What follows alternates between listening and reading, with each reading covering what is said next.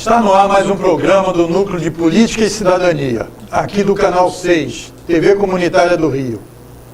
Lembro que você pode nos assistir, mesmo não estando de frente de uma TV, pelo site da internet, o www.tvcomunitaria.rio.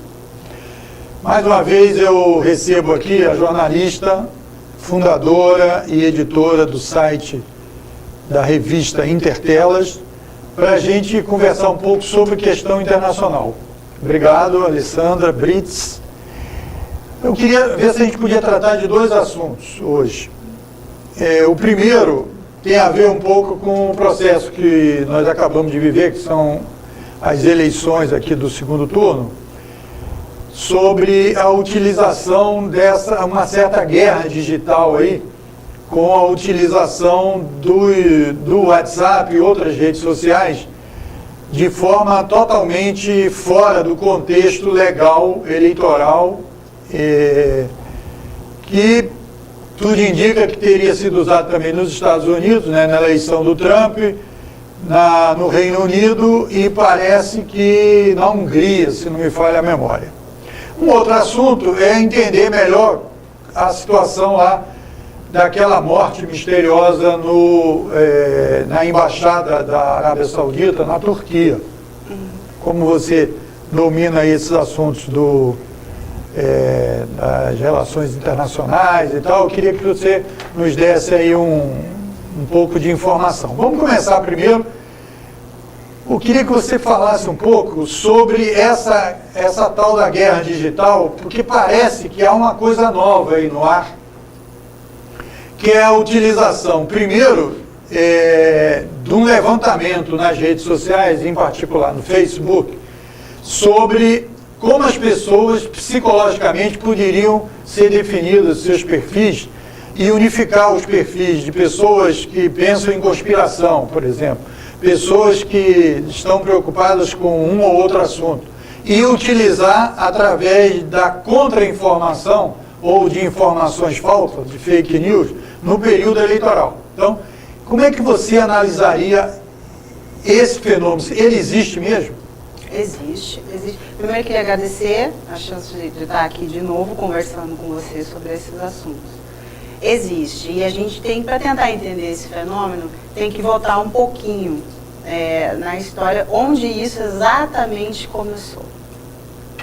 Teve na época ele tinha 24 anos, era um pesquisador canadense que ele era um jovem progressista, gay, vegetariano, tudo que, digamos, a ala radical, ultra-direitista, extrema, abomina, exatamente. Foi ele que chegou com essa ideia de você, através dos algoritmos, poder estabelecer perfis através de informações que você coleta das redes sociais, estabelecer perfis dos usuários. E com isso poder usar num mecanismo, né, de transmitir informações com um objetivo tal mais dirigido, você estabelecer, provavelmente de forma avançada, na opinião dele. Exatamente. O que aconteceu? Isso foi completamente, vamos dizer assim, roubado pela direita, pela extrema-direita, que viu uma oportunidade nisso. Essa ideia desse pesquisador se chamou Christopher Wiley. Se você for procurar no Google, vai achar ele, inclusive, depois, se não me engano, no Reino Unido, falando sobre tudo, como é que foi o processo de criação e tal. E a partir disso é que se criou a Cambridge Analytica, né, que é a empresa, sim, é a empresa que está por trás disso tudo. E o primeiro experimento deles foi o Brexit, né? A votação lá do plebiscito no Reino Unido. O Reino Unido sair da União Europeia. Foi o primeiro. Aí depois, vamos dizer assim, um upgrade, um teste maior e que foi bem sucedido foram as eleições americanas. E aí é que entra o tal do Stephen Bannon, né? Que as pessoas estão achando que é ele que praticamente é o mentor disso tudo. Não, o Steve Bannon é um estrategista. Ele é o mentor do mal, né? Quer dizer, ele viu essa ferramenta e se apropriou exatamente. dela e estabeleceu uma estratégia a partir do ambiente político interno dos Estados Unidos, mapeando quais seriam os estados em que os eleitores poderiam, né, balançar em favor do Trump, e aí isso foi utilizado. então, E da nossa parte, o que acontece? Teve sim uma certa sacada, perspicácia do pessoal do Bolsonaro, que através de suas conexões internacionais de extrema direita, porque eles se conectam todos, recebeu essa dica. No sentido aqui, ó, vai lá que o cara vai te dar a chave para você, né, conseguir. Eles foram aí, acho que foi o Eduardo Bolsonaro, que foi até os Estados Unidos. tem foto dele lá no Facebook dele. Então. E importou, vamos dizer assim, essa tecnologia, essa ideia. E eles aprenderam a técnica de como usar. E colocaram em efetiva, conforme o contexto brasileiro, que no caso assim, não é Twitter, não é Facebook, é WhatsApp. É o WhatsApp que era a principal ferramenta. Então eles adaptaram para o nosso contexto. Mas veja, uma coisa é esse surgimento dessa ideia desse jovem canadense de 24 anos, no sentido de perceber as redes sociais como uma fonte, né, de informações muito individualizadas e tal das pessoas, e como isso poderia ser conectada através de você entender um perfil psicológico da pessoa. Sim, acho que isso é uma que coisa. A pessoa curte, pelo que ela compartilha, Curte, você compartilha, começa, procura. você mapeia um perfil dela. Exatamente. Porque isso não é uma coisa nova, no sentido, porque quando todas as eleições, né, haviam aqueles grupos da chamada pesquisa qualitativa. Sim. Eu me lembro um caso famoso e tal, é a questão do Maluf, que os marqueteiros e tal, então assim, como é que a gente vai tirar aquele estigma, né, que o Maluf tinha dito numa solenidade, num lugar e tal, estupra, mas não mata. Sim. Ele respondendo, não sei, eu nem me lembro mais e tal. Então, os caras fizeram o quê? Grupos de pessoas, tudo de forma organizada, né, assim, por escolaridade, como é feito a IBGE, representativo da população, e colocou o assunto para ser debatido, e lá tinham as pessoas que estavam no vidro, que não dá para ver, analisando as reações. Sim. Eu acho que isso tem muito a ver com essa ideia, só que essa outra é muito mais ampla. Muito mais ampla, porque e é o dia a dia digital.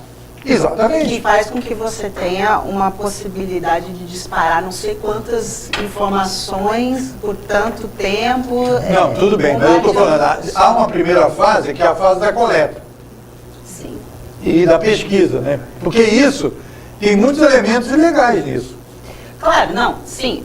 No caso até do Brasil aqui, foi o financiamento das empresas para poder, né, impulsionar mais mensagens. O impulsionamento mas cada país e o tem uso, a e sua questão. e o uso do banco de dados. Porque não pode comprar banco de dados, certo? O banco de dados é o banco de dados que o partido tenha ou que o candidato tenha. Tanto não pode que o fundador do Facebook, né, todos eles foram chamados para depor lá nos Estados Unidos sobre essa tomada. E tem a coisa que não está bem explicada, dos 50 milhões de perfis do Facebook que teriam desaparecido. Exato, também. Então, que isso serviu de base inicial para essa empresa. Nada disso. Olha, a questão aqui nada disso é feito de boa índole ou nada. É pura manipulação, é uma guerra geral, mas no ambiente psicológico, o que é mais grave ainda. E o problema é o qual? O problema é que nenhum lado progressista que sofreu, a Itália também passou por isso e elegeu um cara de extrema direita, né, o Salvini e tal, Então, assim, o que é preocupante é que o outro lado não enxerga isso. O outro lado não enxergou isso chegando, entendeu? As esquerdas. Eu diria que o pessoal não estava com essa... porque isso não aconteceu nem na Itália, nem na França. Isso parece um negócio meio conspirativo, né? Então, mas é uma conspiração mesmo. Né? Sim, mas real. Então, assim, porque esse Bannon, né? Ele deu uma entrevista à Folha de São Paulo agora, segunda-feira, atrás, certo? E explicando isso, porque o objetivo dele, no caso dele, é fazer a ampliação da direita mundial, né? É da direita mundial. E é o seguinte, esse Stephen Bannon, ele vai aproveitar isso, né? E vai vender isso. Porque por trás não é só a técnica de você dominar o algoritmo e tal, e estabelecer os perfis psicológicos. Tem toda uma questão política estratégica por trás.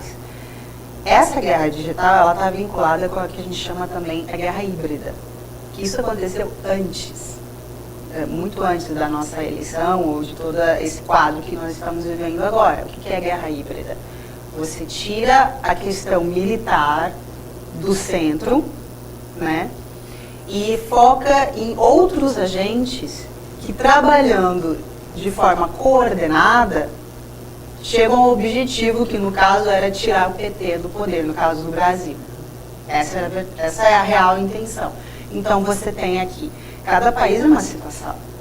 Cada país tem uma agenda diferente, ok? Você vai ver a extrema-direita do Brasil, não tem nada a ver com o que a extrema-direita da Itália estabelece como prioridades. Entendeu? Inclusive, na agenda deles, a pauta não tem nada. Do ponto de vista econômico, inclusive, o daqui está negócio neoliberal demais, inclusive, os padrões dele, né? Exato, mas é porque o período atual exige isso e é uma estratégia montada. No caso do Brasil, você tem o que foi utilizado? A mídia, o judiciário, políticos, congressistas, no caso, empresários, com poder de atuação, né? E esses militares também, porque houve uma estratégia militar de semiótica por trás, que mais foi aplicada nas eleições depois e que o Bolsonaro utilizou, né? Mas assim, até então, você tem essa guerra que se prolongou durante um tempo, desde ali de 2013 para cá, né? E inclusive a Dilma recebeu telefonemas do Erdogan,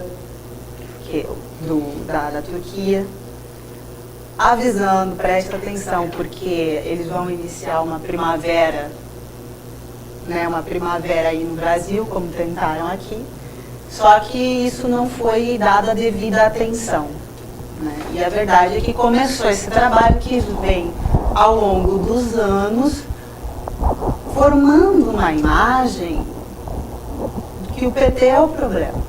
Mas você acha que isso tem a ver com uma questão geopolítica, por exemplo, da construção dos BRICS? Porque, justamente, aí chegamos no nosso vínculo maior. A guerra, a competição que agora está indo para uma guerra, não necessariamente uma guerra tradicional, mas vai para uma guerra comercial, uma competição que não vai ajudar ninguém, entre China e Estados Unidos principalmente. Mas você pode incluir a Rússia, porque a Rússia também é vista hoje, sempre foi vista, mas mais ainda atualmente como duas pedras no sapato dos Estados Unidos. Então você acha que essa intervenção alienígena, né, quer dizer, externa nas eleições brasileiras via esses mecanismos que já vêm de antes, você falou, tem a ver com, por exemplo, a presença chinesa no Brasil, desestabilizar a presença chinesa na região da América do Sul. Porque os Estados Unidos vem perdendo terreno para a China em vários cantos do mundo. Agora, perder naquilo que ele considera o seu jardim você é bondosa, né? O quintal, né? Que eles consideram... O seu quintal, já foi falado do quintal, né? É preocupante até no ponto de vista de um neoconservador americano, né? Daquele, né? No sentido assim, de que é um problema de segurança nacional, entendeu? E a Rússia, você coloca isso nessa venda de armamentos, nessa cooperação armamentista e até daqui a pouco estabelecer bases já vem sendo mais ou menos nos bastidores da Venezuela, em razão de toda a Colômbia se mostrando totalmente contrária, no sentido até de querer provocar um conflito, e o Brasil... Né? Eu acho que, no caso, a Colômbia está sendo um satélite, né, dessa política norte-americana. Né? E vai entrar na OTAN, vai formalizar isso, né? E talvez, se a gente continuar com o governo Bolsonaro, a gente pode pensar nessa possibilidade, não é absurda, do Brasil entrar na OTAN. Pensar não, imaginar, né? Eu não vou pensar nada disso. Eu sei que você quer dizer. Você quer dizer no sentido de que pode surgir no horizonte uma tentativa do governo de colocar uma base norte-americana aqui. Como também. E aí a Rússia vai implementar uma na Venezuela.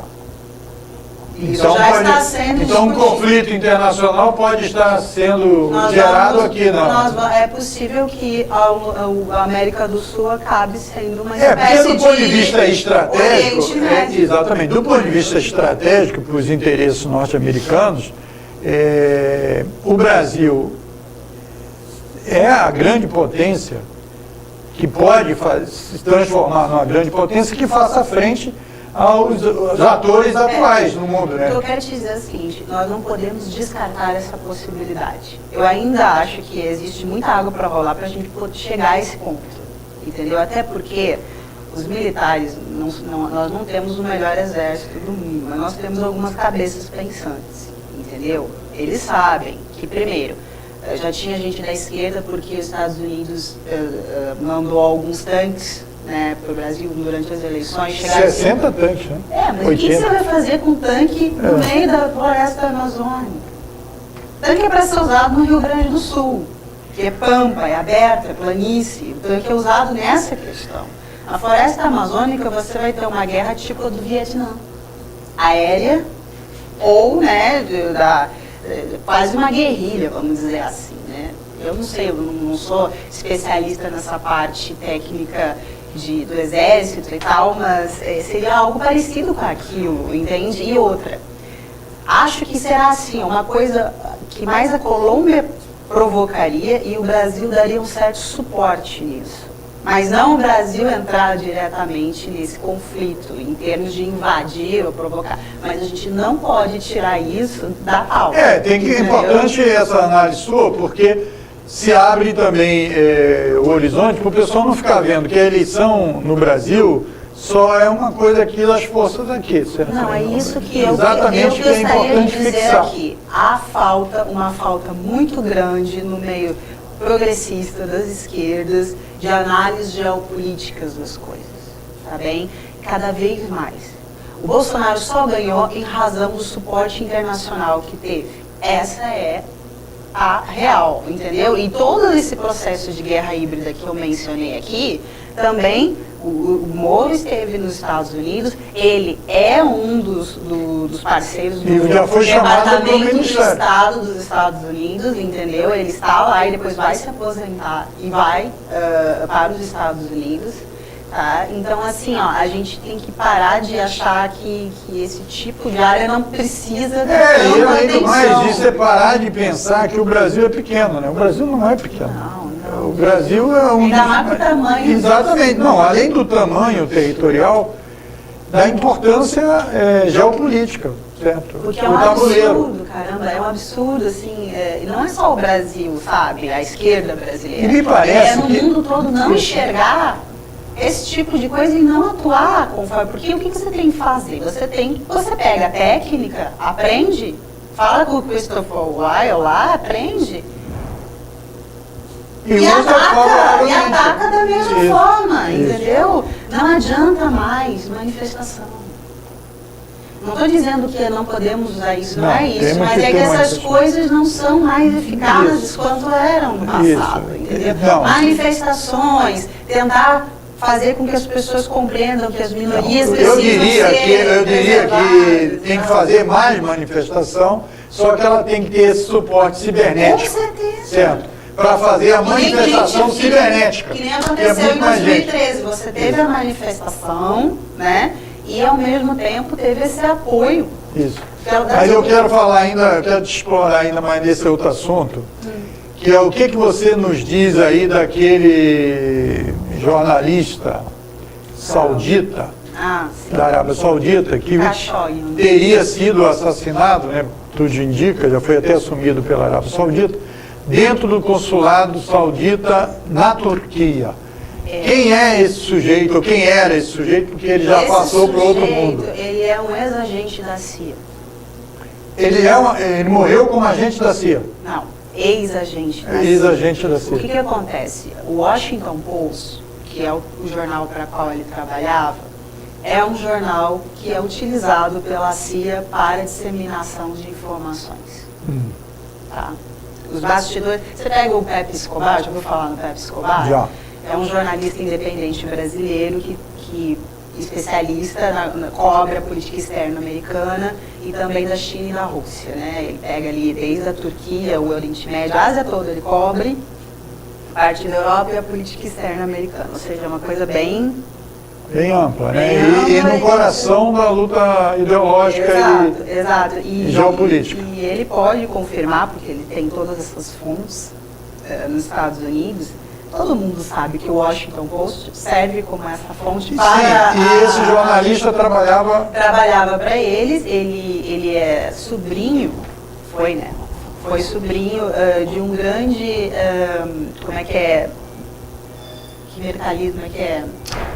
de armas. certo. Empresário de armas, traficante de armas, entendeu? Ele que isso chama... Então é um comércio ilegal de arma, né? Também, mas exato. E que tinha contatos também com Osama Bin Laden e com toda esse governo, o que chama o Reino Saudi, da Arábia Saudita. Por quê? Porque a Arábia Saudita é o país que financia o terrorismo no mundo, ok? É eles que financiam. E não é Síria, não é Irã, não é o Hezbollah, não, é a Arábia Saudita. Isso aí também. Está acontecendo. Isso o comentarista da Globo News, aquele que é um cara jovem, que é também o representante do Estadão na diplomacia e na discussão jornalística, correspondente internacional e tal, ele também já falou isso aí que você falou. Não, ele é. Que a Arábia Saudita é quem estava por trás da Al-Qaeda, quem estava por trás do exército lá, aquele que tomou conta da Síria e tal, né? Islâmico. Exato, e aí vamos fazer as conexões. A Arábia Saudita é quem impulsionou a jihad, a luta, né, desse islamismo que não tem nada a ver com o Islã tradicional, mas é uma adaptação, uma forma, digamos assim, dos sauditas de interpretar o Islã. E impulsionou para essas células terroristas, uma delas era que o Osama Bin Laden, a Al-Qaeda, pertencia.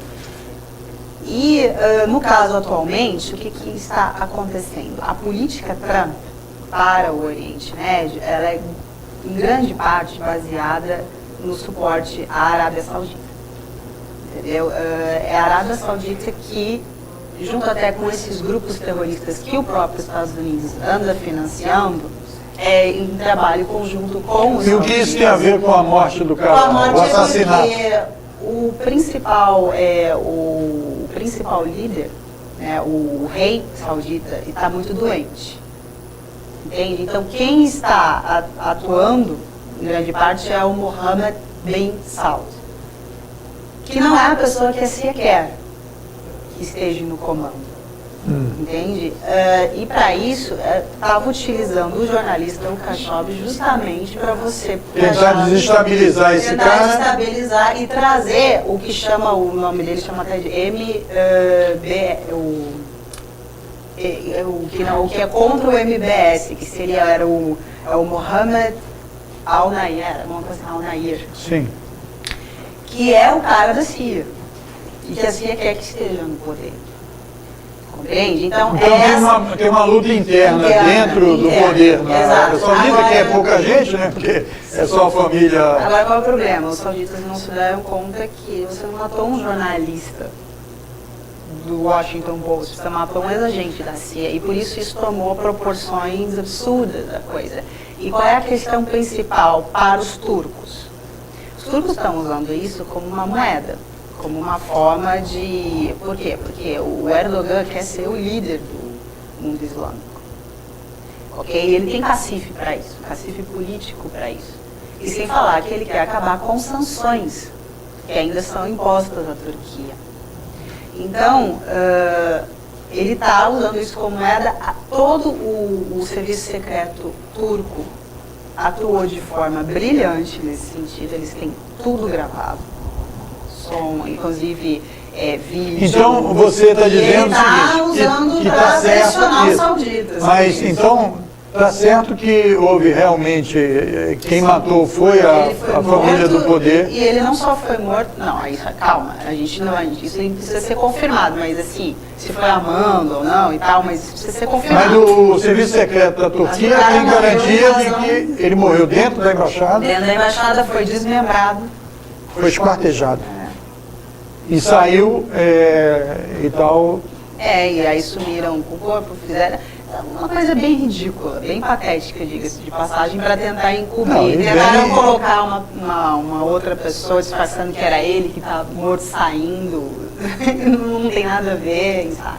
Então, assim, então a Turquia desvendou todo esse mistério e está utilizando isso como moeda política para tentar impedir ou reduzir as sanções, ou eliminar as sanções. Reduzir o poder da Arábia Saudita, porque se é o seguinte, se os Estados Unidos deixam de apoiar a Arábia Saudita, todo esse reino saudita amanhã não existe. Entendeu? Então, como você está vendo, a gente precisa trazê-la novamente aqui, para a gente aprofundar esse debate. Eu acabo de entrevistar a Alessandra Brits, que é do site Revista Intertelas. Eu queria agradecer mais uma vez a sua presença aqui e agradecer a você que nos brindou com a sua audiência e com a sua paciência. Você pode acompanhar aqui a programação da TV Comunitária pelo www.tvcomunitariatudojunto.rio. Até um próximo núcleo de Política e Cidadania aqui no Canal 6.